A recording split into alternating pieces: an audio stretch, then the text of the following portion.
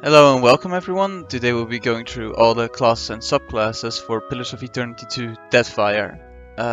I have all the images compiled into an Imgur album, so if you just want to look at it and you don't want to hear me like blaring over it, then go take a look. I put the link in the description.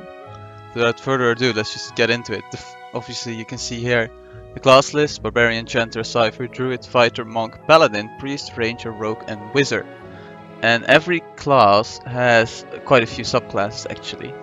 Like I have this page open of the Barbarian, which has Berserker, Corpse Eater, and Mage Slayer. But before we get into that, let's just first look at well, just the basic things. So the Barbarian, you can see, has a major role and a minor role, and every class has this. And generally speaking, the subclass does not change their role too much, but some can get quite crazy. The resource is Rage, which basically means they have mana. It's just their version of mana. There's nothing like too special about it. So the Barbarian is pretty much the same as in Pillars of Eternity 1, except that you now have subclasses. You have the Berserker, which changes a few extra bonuses, but gives a confused while frenzied and cannot see health while frenzied. So this is just Berserker just means you go into frenzy. Like your frenzy is better, but you get confused. It takes raw damage continuously while frenzied. Oh my god, that sounds actually kinda terrible. I would not go Berserker simply because of that raw damage continuously while frenzied. Like this tenacious hardy needs to be very good and hit the crit as well, because the raw damage continuously. That's the raw damage, like pure damage. You cannot like block that with armor. That is very harsh. Like I think physical damage is maybe better. Like just because this is insane. Alright, anyway, the next one is Corpse Eater. Gains flesh communion. Target a hostile, deceased gift, wielder, or beast to devour their corpse, healing the barbarian and granting them rage. All rage reducing are increased. Alright, so Corpse Eater just means you are eating everything to cast more abilities. So when you're eating a lot, you should be able to cast more, but if you stop eating for a little while, you'll not be able to cast as many abilities. It seems kind of average. Like you'd have to kill a lot, or you have to eat mid-combat maybe. It doesn't seem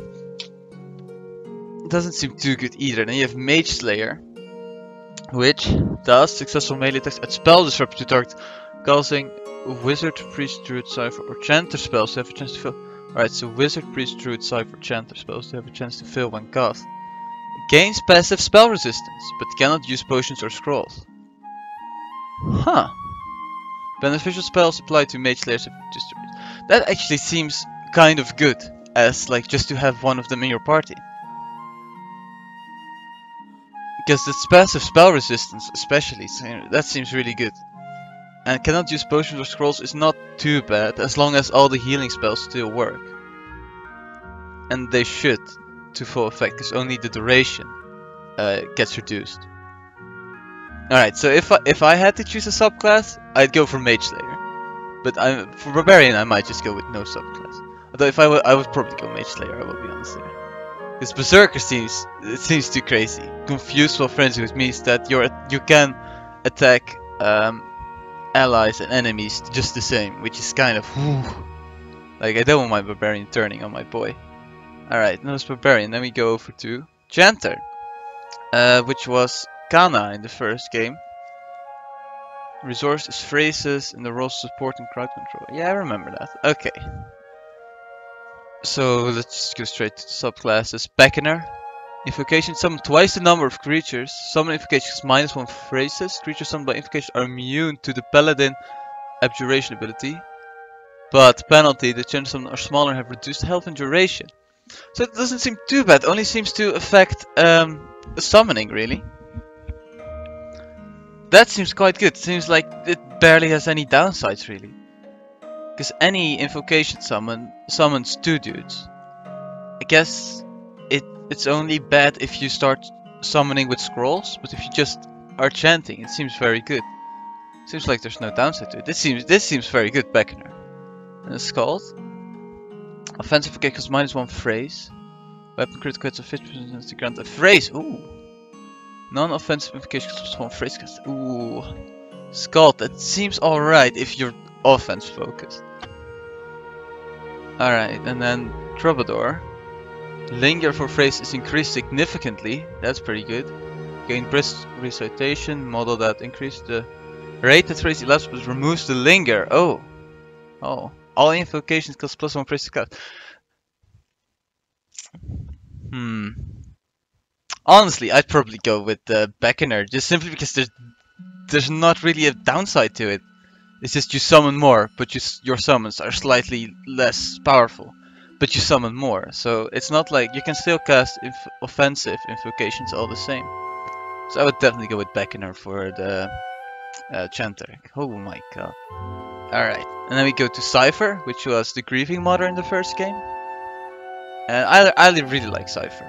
Like, I like playing it or controlling one. I wasn't a Cypher myself in the first game, but it's great. I love the class, and it's very powerful as well in the first game. I'm not sure if they balance it out or if just every class is good now. Alright, so let's just get right into it. Ascendant. Max focus is increased, reaching max focus grants the Ascendant effect temporarily, increasing power level and reducing power focus cost to 0. Soul Whip does not turn off while Ascended and provides more bonus damage during Ascended. And the penalties while not Ascended receive a penalty to Cypher power level. Oh. When not Ascended, Soul Whip does much less damage, generate more focus. When Ascended fades, focus reduced to 0. Ooh.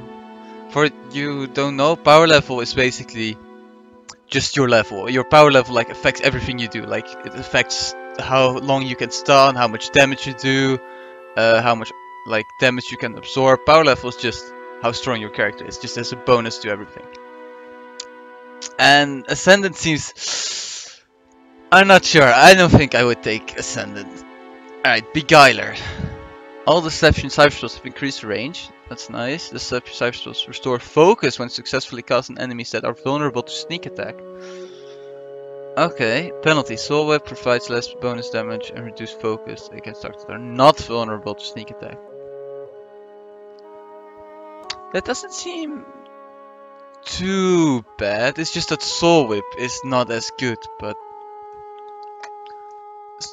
if you just love deception spells, Beguiler seems very good. Because I know I used quite a few deception spells when I was playing in the first game. Alright, and then the last subclass, Soul Blade. Sounds like a spell blade basically, or spell sword rather. Gains Soul Annihilation ability, a soul enhanced melee strike that consumes the Cypher's remaining power pool and converts it into raw damage on the target. Shred Cypher spells cause less focus. Downing an enemy with a melee weapon temporarily grants concentration and raises max focus. Oh my god, penalty max focus is reduced combat starting amount as well. Ooh, alright, that is a harsh penalty. Like, max focus and combat starting amount especially, that's pretty harsh. But you get raw damage with Soul Annihilation ability. Oh my god, that is so good. Okay, and Shred Cypher spells cause less focus. Well, yeah, and the Shred spells, as far as I remember, are basically the offense damaging spells. That are close range, I think? I'm not sure. Downing enemy with a melee weapon temporarily grants concentration, raises max focus. That is pretty good. Oh, alright, yeah, I'd definitely go Soul Blade or Beguiler. If I was playing my own character, I would go Soul Blade. Like a melee character, because I played a two-handed heavy warrior paladin in the first game. But if I was more of a spellcaster, I would get Beguiler probably. Because the downside to Beguiler doesn't seem too harsh, but this Soul Blade has a pretty harsh downside, but that bonus is really good as well. Alright, so let's do the next one. Druid! Yeah, that was that weird guy that I didn't take in the first game. I know druids have like shape-shifting abilities and like weird nature spells. And let's just get straight into the subclasses. Fury. Instead of an animal form, Furies spirit shift into Stormblight. I'm pretty sure that's just... Aren't those weird like spirit things? Alright, anyway. Elemental druid spells gain increased range and penetration. And killing an enemy while spirit shifted extends the duration of the shift. But you cannot cast rejuvenation spells. I would not take this. I would simply not take this. This seems cannot cast rejuvenation spells. Oh, because the rejuvenation spells were alright in the first game. I think that's a very harsh penalty, especially compared to the subclass of the other class. I think like just it costs more or it's harder to cast, takes you longer to cast is better because this is harsh. All right, Life Giver. Bonus, Druid Rejuvenate cast with increased power level. While Spirit Shift Druid's power level to rejuvenate spells is greatly increased. Oh my god. But cannot cast creature summon spells. And after Spirit Shift, the Druid receives a significant penalty to the power level of their rejuvenation spells. Ooh. Huh. Okay. And Shifter, Druid can switch to any of the Spirit Shifting animals once each per combat. Spirit Shift is longer duration. And after Spirit Shift ends, the Druid is healed a portion of their health, but cannot cast spells while in animal form. I would get that one. That seems very good. Because you can shapeshift into a bear, you can just hit him for a few times, go out of Spirit Shift, and cast the spells that you want. Then go back in again, because you can switch into any of the Spirit Shifting animals once each per combat. So that's quite a lot of Spirit Shifts you have. That seems really good. Because you don't really get a penalty to your like spells itself, it's just that you cannot cast them in a certain form. Yeah, I would get Shifter, definitely. That seems really good. Okay. Then we go to Fighter, which was a dare in the first game. And the major role is Defender, minor role Striker. Restores Discipline. Alright, let's just go straight in. Black Jacket. Start with additional weapon set and weapon proficiency. Reduced recovery penalty with switching weapons. Loses constant recovery. I would never take this. Never in a million years. Losing constant recovery. That is like, oh, whoa. That is an insane penalty to fighters. Like, you're gonna need to give him like some bonus armor, because constant recovery is basically what makes the fighters fighters. Because it's just a heal during combat. That's really good, but this is just you just instantly lose it. It's not like half its effect, just instantly gone. Alright, the weapon proficiency has to be really good, but as far as I remember, it wasn't good enough to. Alright, I'm just saying I would never play Black Jacket. That seems very harsh, that penalty. Alright, Devoted. May select a single weapon proficiency as their chosen weapon. Increase penetration with their chosen weapon. Increase critical hit damage with their chosen weapon. And penalty is accuracy is penalized whenever using a weapon that's not a chosen weapon. Only gain a single proficiency and no new proficiency during level. That actually seems pretty good. That actually seems pretty good. Because, like, my aid there was basically always using a sword and shield anyway. And I can just choose a sword. And then my aid there will have extra damage with that sword. That is actually kinda nice. I like that. That's a good class. Doesn't have really any big downsides, aside from not being able to use like multiple weapons. This seems really good for like a two-handed fighter, I think. Alright, and then Unbroken. +1 engagement, which means he can engage more enemies, like pull them on himself for tanks. Increased penetration on disengagement attacks, which is when someone runs from you while you're engaged with them. And gains shield mastery, providing armor rating while wearing a shield, but lower stride and lower reflexes. Ooh. Alright, that shield mastery has to be really good in order for this to be good. Because lower stride and reflexes does mean you will get hit more and you will hit others less. Yeah. That armor rating has to be really good in shield mastery. Otherwise, I think Devoted is the best. Unless the armor rating and shield mastery is insanely good, then Unbroken will be just as good as Devoted. But I think Devoted is the subclass for fighters here. All right, then we're gonna get into Monk, which was some guy with a very difficult to pronounce name. It started with a Z. The first game, and monks were very fun to play in the first game, and I hope they have the same thing here. So let's just go straight into it. Major role striker, minor role defender, resources wounds, and secondary resource mortification. Oh. Alright, Hellwalker, the first subclass. And the bonuses begin combat with more wounds. Hellwalker monks gain strength for each wound that they have, but Hellwalker monks take more damage for each wound that they have. That's pretty cool. That's just the DPS monk. Like, you start combat with more wounds, and you gain strength for each wound, but you take more damage when you have more wounds. But that strength gain is really good, because that means you will deal more, just start dealing more melee damage, more and more and more. That seems pretty good, Hellwalker. Unless, like, you're gonna get shot down by ranged enemies. But in melee fights, like, it seems like a great DPS monk. Right. Nalpaska. Bonus is drug effects last longer. Generate wounds while receiving the bonus of drugs. Penalty is crash penalties from drugs cause the monk to be unable to receive healing. Ooh. To generate wounds while not benefiting from drugs. Ooh, that's a very costly one to keep up. Very cool idea though. I like that's in the game. But it's gonna be, you're gonna need a lot of drugs, which means either using a lot of gold to buy it or picking a lot of herbs to make them. Can you even make them yourself? I'm not sure what counts as a drug. I know you can craft certain things. Yeah, you could craft things that I would consider drugs in the first one, so you can probably do it too in the second one. Right, and then the last one, Shattered Pillar. Gain wounds by melee damage inflicted. Cannot gain wounds from damage received. Required treasure to gain wounds is increased. Max wound limit is decreased. But you gain wounds by inflicting melee damage. So if you have like a lot of attack speed.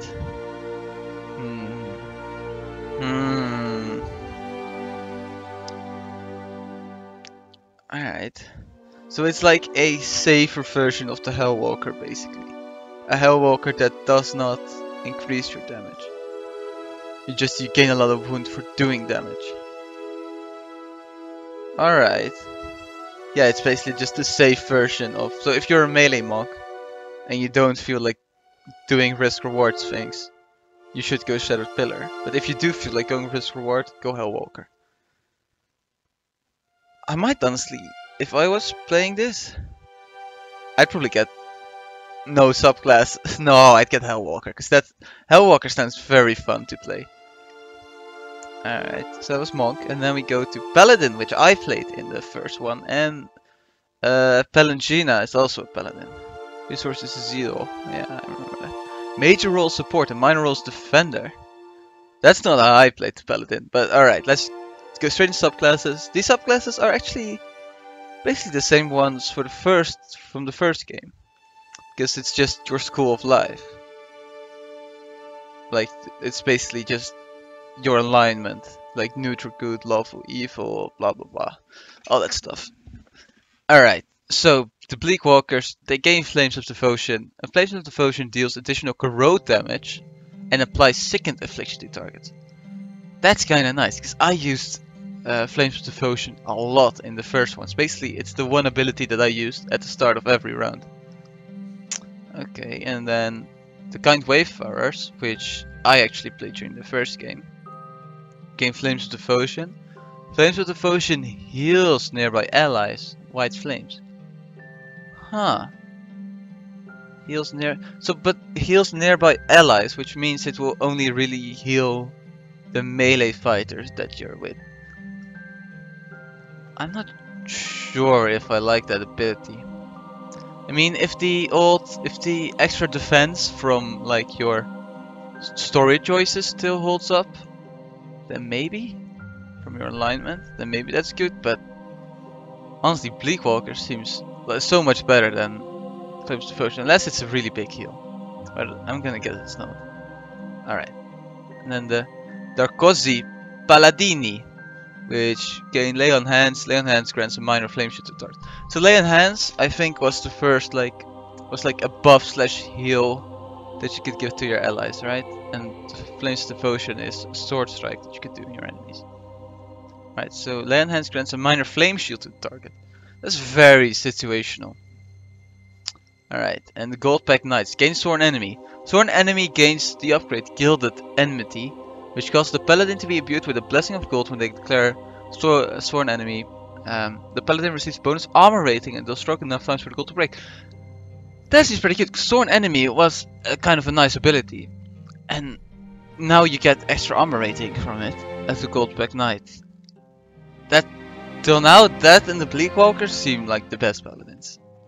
Now you have the Shield Bearers of St. Elka. That. Gain Lay on Hands. Lay on Hands prevents the target from being killed for a short time while equipped with the shield plus 1 engagement. Oh, but there's not really a downside to any of these paladins, but that's because it's just a way of life. So he gains Lay on Hands. Lay on Hands prevents the target from being killed for a short time. And while equipped with a shield plus 1 engagement. If I was multi-classing a fighter and a paladin, I would definitely take a devoted fighter with a shield bearers of St. Elka on my paladin multi-class. This seems like a very like I guess if you're using, because I always use fighters for my main tanks, but I guess if you use your paladin for your main tank or primarily off tank, then this is pretty good. Especially since if you're using it for your off tank, you can put Lay on Hands on your ally to in your main tank so he doesn't die. Now, alright, this seems kind of good. I would personally take either the Bleakwalker or the Goldback Knights here. Even though I was a kind Wayfarer in the first game. Maybe I don't get a choice when I import my save. Maybe I'll just be a kind Wayfarer again. But I'm not sure yet. Alright, and then we go to Priest, which was Jurns in the first game. Alright, let's just get straight into it, because you can choose your gods here as subclass. Like, I'm pretty sure Jurns had Magran or Magran. Either way, let's get right into Bareth. Priest of Bareth automatically learn the following spells at the appropriate power level. Is that just gonna be for every one of them? Yeah, alright, so you get extra spells. You know, you don't get extra spells, you learn those spells automatically. Okay, yeah. Alright, so Bareth is the god of death, Ithas is the god of light, redemption, hope, and rebirth. It gives you Sunbeam, which I think is a damage spell. Circle of Protection, Revive the Fallen, that's pretty good. What does Kane get? Bars, Country, Escape, Find Mark, Pillars of Holy Fire, Torrent of Flame. That's pretty good. That's like... And if I look at this, if you want your main support priest, like the classic RPG support priest, I'd go with Eothas. Because they get Circle of Protection and Revive the Fallen, Resurrection, which were like very good spells from the first game. But you learned automatically, which means that you may as well go Magran. And then just when you get to your level, you take Circle of Protection, Revive the Fallen, Resurrection. Maybe Symbol and Light of Eothas as well, if that's good. But yeah, alright, as it seems, so Bareth seems to be like a debuff the enemy. Magran is just damage the enemy with flames. Skane seems like a buff yourself, debuff the enemy. And Whale seems like a weird debuffing on the enemy, like with confusion, like status effects rather than debuffs, I guess. And like weird language displaced image, which was like a weird illusion spell. And Eothas is just the main RPG priest, the classic one that heals and protects their allies. So I'd go with Eothas. Alright, next one. Ranger. Major role striker, which means DPS, minor role defender, resources bond. Oh yeah, and the ranger, every ranger gets a pet, so that's pretty good. Okay, Ghost Heart, immune to bonded grief. Animal companion is immune to engagement penalty, must actually summon enemy companion during battle. Oh, costs bond and has duration. Companion is considered a spirit and is affected by spirit dark powers. Animal companion cannot be healed, but you're immune to bonded grief. An animal companion is immune to engagement. Being immune to bonded grief is pretty good if you're gonna focus on having the hunter or the ranger, him/herself, doing a lot of damage with a bow or a musket or maybe even melee. So this is very hunter or ranger oriented. And a sharpshooter, which bonus hit to crit conversion when attacking targets greater than 4 meters away. Bonus penetration when attacking targets 4 meters or closer. but slower recovery time, which is pretty harsh, and lower deflection, which is only really annoying when you get attacked, but you shouldn't get attacked most of the time. But slow recovery time is kind of really is the big one. I don't know exactly how slower, but if it's like 50% slower, then this is definitely a no-go. But bonus hit to crit conversion when attacking guy. So you always get bonuses. To you either get bonus penetration or bonus crit chance. It seems alright. It seems okay, as long as the recovery time is not too harsh. And stalkers respond to enemy or companions next time when they are close to each other, but suffer as soon as they are separated. Okay, the Stalker and their companion gain bonus deflection armor rating when within 4 meters of each other. The Stalker and their companion have bomb degree when they are more than 7 meters away from each other. This is pretty good if you have like a melee ranger with a bear. So Stalker seems very, yeah, it seems very clear cut. Ghost Heart is if you want to focus on the ranger and don't really care about the pet. Sharpshooters if you're like a ranged kind of guy who likes to shoot their bow or their musket, and Stalker if you want to have a melee hunter. Or a melee hunter who also has some focus on the pet, because if you don't have focus on the pet, Ghost Heart is still better, simply because you're immune to Bonded Grief. Yeah, I'd probably go with Sharpshooter for my hunter, but if I had a melee hunter I'd go with Stalker. I would not go for Ghost Heart simply because I like the pet. I like using the pet a lot. Or maybe even just no subclass even. Maybe. I'd probably go with Sharpshooter though, for my hunters. Alright, then we go to Rogue. Roll Striker, which is from DPS. Let's go straight into it. Assassin. Gains the Assassinate passive, which grants stealth, attack bonus to penetration, accuracy, and critical hits damage. But all damage received is increased. That is a very harsh penalty. All damage received is increased. Whoa. I would never take that. I know, I would never take that. Like, maybe if I had an entire party full of assassins and we could all just sneak. But this is, like, in a party-based RPG, I don't like stealth, guys. So this is a no for me. I would never get assassin, I don't think. Street Fighter. Bonus. Stealth attacks become more deadly and recovery decreases when the Street Fighter is flanked or bloodied. Recovery decreases when the Street Fighter is flanked or bloodied. That's pretty good. Weapon crit damage increases when the Street Fighter is both flanked and bloodied. Oh, that is so good. But recovery is slower when the Street Fighter is neither flanked nor bloodied. Still, that is pretty good. I would probably take this. This is very melee focused though, but still. If I had a melee rogue, I'd definitely take this. I'd probably take this if I had a rogue. I'd make my rogue probably a one-handed sword fighter. Alright, and Trickster learns Archimede's Dazzling Lights, which was like a weird confusion spell. Gains access to select illusion wizard spells powers at level 3, 5, 7 and 9. Spells Cascale to use, Sneak is collected. No, I take it back. I would not get Street Fighter, I would get this one. Because this one sounds like tons of fun. Holy shit. This one seems really fun. There's not really a downside to it, because I never use sneak attacks in the first one. Like, because they were so unreliable, and if they didn't instantly kill, my rogue would just be like out there on his own, unable to the rest of my party would be far away. But this seems actually pretty Trickster. You're just a poor man's mage, I think. Although you also get access to the rogue spells. I'd get Trickster, yeah. And then they get to the last one, Wizard.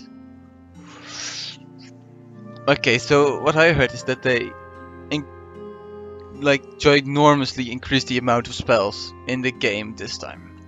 But let's just dive right into it. So the first subclass is Conjurer. Gain increased power level with conjuration spells. Gain conjure familiar spells. Some also help creatures to aid the wizard. Familiars support combat, but provide passive bonuses to their master. And penalty lose access from evocation and illusion schools. Ooh, increase rogue item for not of conjuration. Losing access to evocation spells seems kind of harsh, because evocation is basically all your damage spells. No, I would not take this, simply because losing access to evocation, I don't want that. Alright, Conjurer. No, we've already had this one. Illusionist.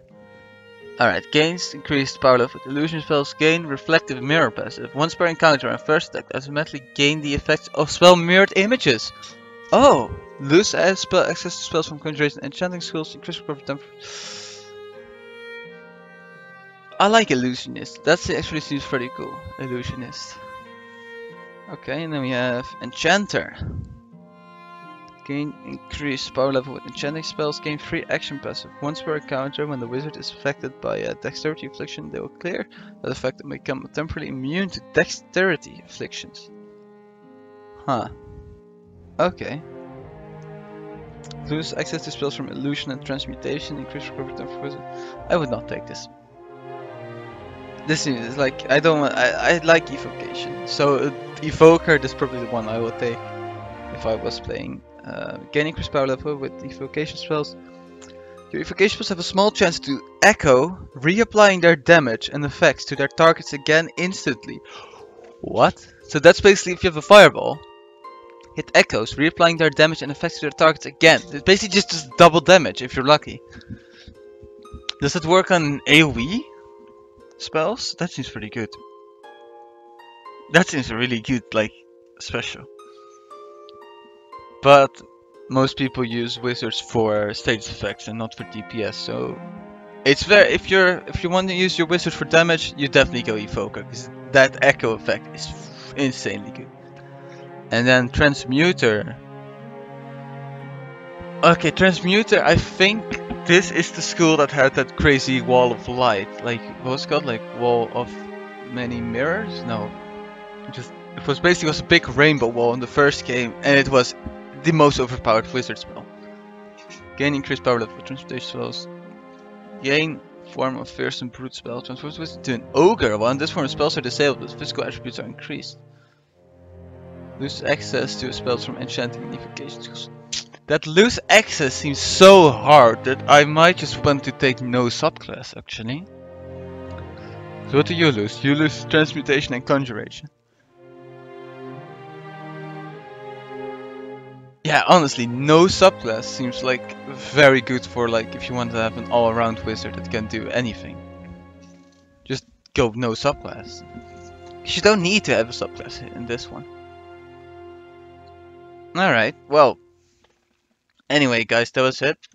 As I said, I've made the album myself. I linked it in the description. So if you want to take a look at it, take a look for yourself. And if you have any questions, comment. I'll try and answer everything I can. Well, see you boys.